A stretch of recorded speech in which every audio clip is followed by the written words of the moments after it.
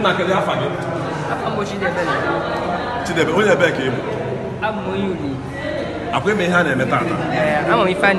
ihe na-eme taa bụ inauguration ndị ndozi omenala ndozi ọdịnala so kedu isi n'ime eme kedu isi ị na-emekarịsị ife na-emekarịsị bụ na ife ji makwanụ m bụ igbu ọja ka m na-egbu ọfụma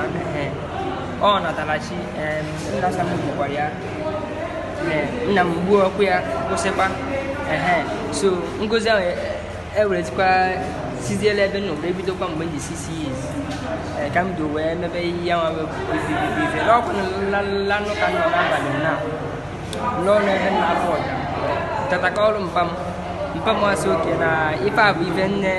ndị nna anya ha juru ebili bifọ mana ya nwa mara bụ eme ya so ọ bụrụbụrụ esi m na kama na ọ dịzi eme ya kama ebe ọ bụla o sigoro ime m pụtara m ga-ebidozi ya mgbe m ji 6 years ka m ga-egbuwe ya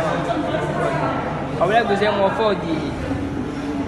kama mbugo ọja ndị mmadụ na-akpọ m ọja adịle ọja adịle bụ afọ ọja gị ka anyị ka isi